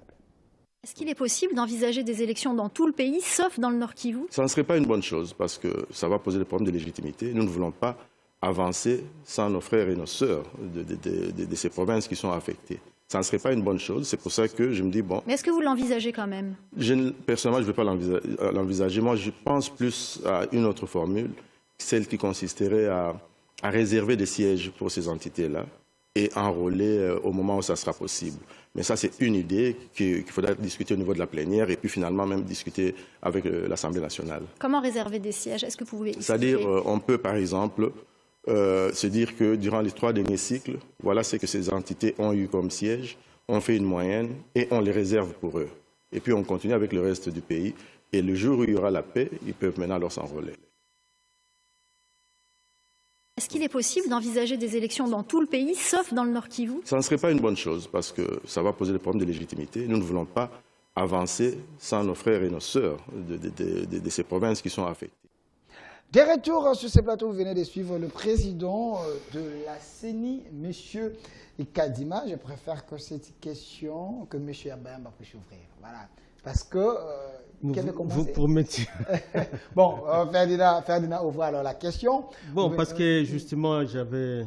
Des choses à dire. Une arriéré par rapport à ce qui a été dit ici. Okay. Et j'ai compris que le régime actuel n'a pas de solution lorsque mon frère Yamba affirme qu'ils ne veulent pas faire la guerre. À face des gens qui vous veulent, qui vous font la guerre, mais vous ne voulez pas faire la guerre. Vous n'avez pas besoin de l'armée. Et ça, le président de la République, dans cette histoire de EAC, East African Community, l'avait encore affirmé. Pourquoi vous battre pour des morceaux de terre parce que ce pays sera un? Et quand je suis l'approche panafricaniste, donc de l'IDPS, c'est exactement nous laisser sous la domination de East African Community. Et nous sommes un pays au centre de l'Afrique, nous ne sommes pas un pays à l'est de l'Afrique. Pour que nous soyons sous la domination de ces États qui ont toute la tendance de ne pas voir les Congolais commander l'armée à l'est. Je suivais déjà les réclamations qui viennent de Maniema, qui viennent de la province orientale. Vous savez que l'Est African Community à Goma, déjà les hôtels sont occupés. Ils sont plus dans les hôtels là. Ok. Et l'agenda, c'est donc ça. Pourquoi se battre pour des morceaux de terre? Parce que finalement, nous serons un même pays. Et lorsque vous ajoutez Menaka Dima aujourd'hui, et c'est ça où je sens qu'en réalité, tous ces gens qui disaient que c'est Kabila qui avait un agenda, c'est plutôt eux. Ils sont jusqu'au boutistes dans les chaos qu'ils sont en train de vouloir créer à l'Est. Parce que, le peuple ne veut pas de l'état de siège, mais vous le maintenez. Il ne veut pas de mutualisation avec les UPDF, parce qu'on continue à tuer. Vous ajoutez les groupes armés incontrôlés et vous voulez en faire aussi une force. Et vous promettez de leur donner des salaires sur le budget de l'État, alors qu'au massacre, ils ne réagissent pas. Et aujourd'hui, Kadima, il propose une formule où il va organiser les élections sans l'Est et on va simplement faire un calcul pour les réserver des sièges. C'est pas ça la balkanisation? Bon, une proposition. C'est ça le panafricanisme. Ok. Enfin. Mais à sa place, qu'est-ce qu'on est en train de nous raconter? À sa place, vous pouvez dire quoi? Parce qu'il y a la guerre, il faut organiser les élections. Il y a la guerre, nous avions dit, Delphin, je crois même sur ce plateau, que c'est l'IDPS qui veut qu'il y ait instabilité pour qu'elle justifie que Félix se pérennise au pouvoir sans élection. Et aujourd'hui, quand ils voient que les voix commencent à s'élever pour dire que s'il ne sait pas organiser les élections, et alors, à 2023, à décembre, bon, à janvier, comme on dit, le 24, et il faut qu'il rende les tabliers. Non, il y a un article et c'est à ce moment-là que, déjà, on commence à réfléchir et on comprend maintenant les recrutements de tous ces gens-là qui sont en train d'être recrutés au FCC pour aller là-bas, pour donner quelle recette pour contourner tout ça. Comment on peut faire un complot contre son propre pays, complot contre son propre peuple, et continuer à rester fier qu'on est un panafricaniste, qu'on est... Comment on peut imaginer? Moi, je ne m'imagine pas que quelqu'un qui est venu d'une école comme l'IDPS, que tout le monde connaissait comme une école de démocratie, une école, parce que la démocratie, il n'y a pas de démocratie, s'il n'y a pas un processus démocratique qui sait faire participer la population à la gestion de l'État. S'il vous plaît, je vous dis que cette guerre rentre bien dans l'agenda de l'IDPS et du Rwanda, de l'IDPS et du Rwanda, de l'IDPS et l'INC, parce que c'est comme ça que vous m'avez mis la vidéo de Kamere, et Kamere, vous savez, après la prison, il a fait une tournée pour vanter son histoire ici. Ce sont des jeunes que nous connaissons, nous allons parler avec eux. Et c'est la machine qu'on est en train d'asseoir petit à petit. Donc, on fatigue la population, on asphyxie la population, on a coupé la route Goma, et Beni, Butembo et Lubero et tous les restes. On va vers ça qu'on coupe la route. Et maintenant, vers Bukavu, on coupe la route, on asphyxie la population qui est là, emprisonnée, et on veut lui imposer, parce qu'on sait qu'à la fin, cette population va se fatiguer et va accepter cette histoire de East African Community. Merci.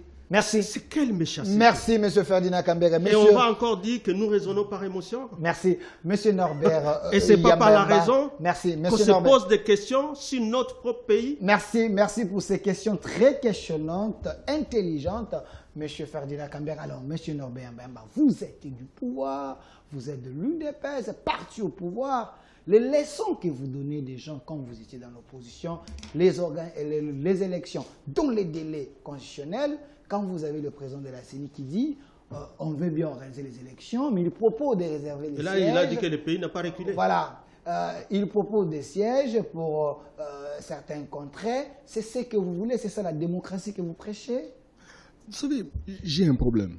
Okay. Au-delà de mon appartenance comme militant cadre de l'UDPS, j'aime beaucoup le Congo. Okay. J'aime beaucoup le Congo et j'ai toujours dit que... je sais pas. J'ai toujours pensé qu'il y a moyen de vivre autrement et de faire autrement les choses. Okay. Je ne comprends pas la classe politique congolaise. Vraiment, je ne comprends pas. Vraiment, Ferdinand, vous allez m'excuser. Je ne comprends rien.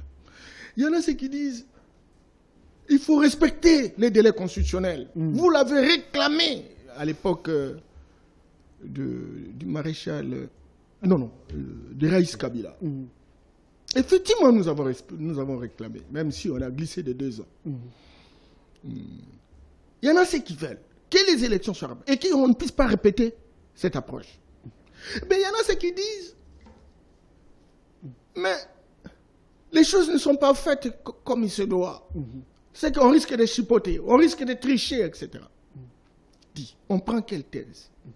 On prend quelle thèse? Alors, Kadima, lui, se trouve en situation où, comme les politiques cherchent que les élections soient respectées, les délais soient respectés, alors, maintenant, il y a la guerre à l'Est. Certainement que ça n'exclut pas qu'on continue la guerre. Pourquoi pas? Parce que Ferdinand avait l'air de me faire des reproches en disant on abandonne la guerre. On n'abandonne pas la guerre. Okay. Il y a 3 solutions.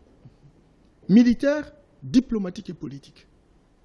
Et donc, on continue la guerre, malgré la présence d'autres forces que nous devons expérimenter pour un temps pour dire, écoutez, à un moment donné, si vous ne servez pas à quoi que ce soit, écoutez, il faut rentrer. Alors maintenant, on prend le PPRD, mon frère Ferdinand, pour qui j'ai beaucoup de respect et d'admiration, donne l'impression de ne pas aller aux élections, même si certains d'entre eux, ils se font enrôler en catimini. Ça aussi, c'est pas sincère. Ça aussi, c'est pas sincère.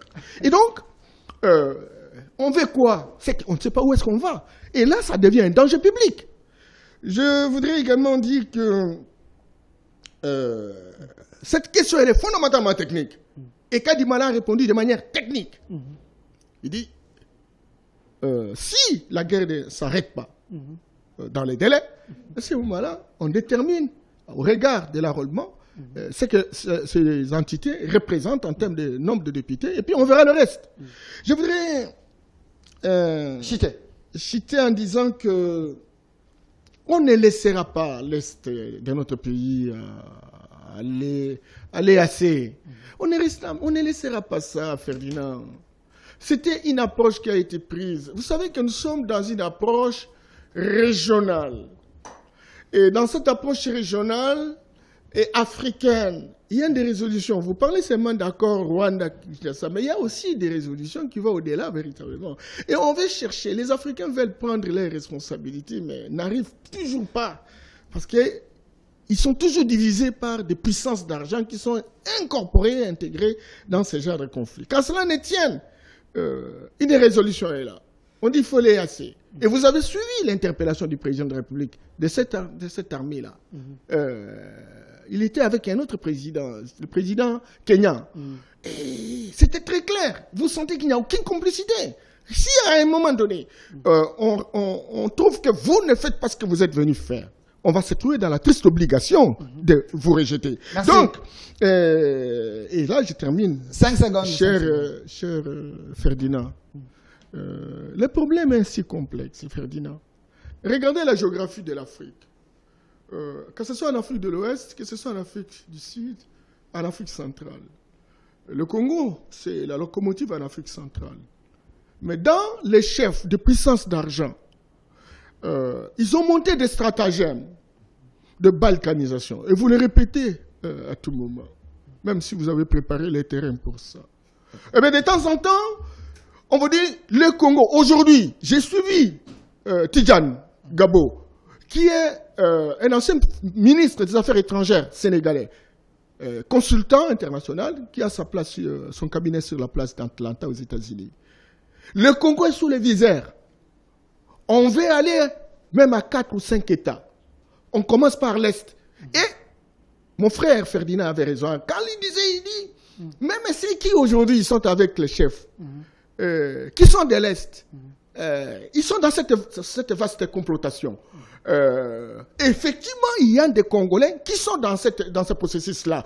Parce que si le Congo aura 5 États, on dit le Mali, c'est 3 États. Et ces États sont localisés là où il y a d'immenses richesses. Les minéraux. Et donc, comptabilisez tout ça, mon frère. Excusez. Comptabilisez tout ça, Ferdinand. Parce Parce que si vous ne comptabilisez pas, si vous ne trouvez pas que nous avons un problème réel et que la classe politique comme un seul homme puisse s'entendre pour défendre notre pays, à ce moment-là, on n'aura que les yeux pour pleurer. Merci, monsieur Norbert Yamba. Monsieur Ferdinand, je vous donne les mots de la fin. Vous allez conclure par rapport à ces deux sujets. Quelle approche est durable pour une solution de la guerre de l'Est? Deuxième thématique, processus électoral en RDC. La transition est-elle inévitable? On retient quoi? On retient que l'IDPS doit tirer des leçons. Okay. Il risque de porter une grande responsabilité. Si cette question de balkanisation, il va aux élections, alors qu'il a posé des jalons pour que tous ces vautours viennent avoir. Imaginez, nous avons l'armée burundaise chez nous, au Sud Kivu. Nous avons l'armée kenyane chez nous. Nous avons l'armée ougandaise chez nous. L'armée rwandaise chez nous. Les groupes armés. Pour que les FARDC ne soient pas efficaces de faire leur travail de défense, de sécurité et de la protection de nos frontières. Est-ce que vous vous imaginez que c'est au temps où l'UDPS est au pouvoir? Norbert, que je connais comme panafricaniste, comment il peut autoriser le Congo qui est le sali de toute l'Afrique soit comme ça, mais à la base, pour que cette question de balkanisation soit une réalité et qu'on saucissonne les terres africaines au bénéfice de qui? Parce qu'une nationalité avait été accordée à un peuple en 1972 et qu'aujourd'hui, ce sont nos terres qui sont en train d'être sollicitées pour être saucissonnées. Merci. Parce que l'IDPS est là. Merci. Je crois qu'il doit se regarder, s'arrêter et dire est-ce que ce projet est bon. Merci, monsieur Ferdinand Kambere. Vous donnez des leçons à nous qui sommes de l'opposition, qui étions là. Et lorsque nous vous disions là, c'est pas mauvais, c'est risqué. Là, c'est pas bon, c'est risqué. Il fallait nous. Merci, monsieur Ferdinand. Vous placez les pays dans des conditions difficiles. Merci. Et les élections que vous voulez, c'est rien que pour les bénéfices des individus, pour un positionnement et pas dans l'intérêt du peuple. Monsieur Ferdinand. Et pas dans l'intérêt de notre Monsieur Ferdinand pays. Monsieur Norbert Mbemba, 30 secondes également, le mot de la fin. On retient quoi par rapport à ces deux sujets? L'UDPS, certainement, est au pouvoir. Et l'UDPS est en train de tirer des leçons parce qu'il y a des évaluations récurrentes et permanentes. Et c'est comme ça qu'on opte pour telle ou telle option. Mais c'est ce qui constate que c'est un tâtonnement. Or, c'est effectivement des leçons qui sont tirées et les orientations viennent en fonction véritablement des conclusions arrêtées. Et donc, l'IDPS est en train de tirer ces leçons. Et l'IDPS ne prendra pas la responsabilité de la balkanisation, même si vous avez véritablement monté un arrangement institutionnel pour y arriver. Il vous reste simplement de lâcher prise pour que nous puissions endosser cette responsabilité. Et nous vous disons, Ferdinand,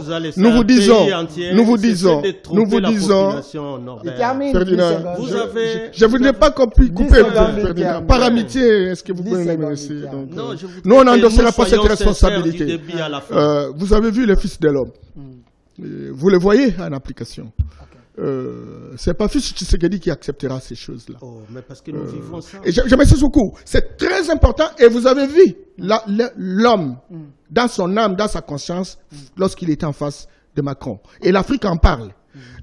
Même si ce sont des risques graves, je vous assure. Parce qu'on connaît le paysage politique international et national, le paysage politique international.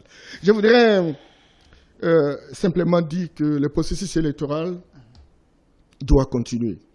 Il nous reste, je dirais même 7 mois ou 9 mois. Mais là où je suis tout petit peu inquiet, mon frère demande qu'on respecte les dispositions constitutionnelles, le respect du délai. Mais c'est lui-même qui dit que non, on ne peut pas aller aux élections en laissant l'Est.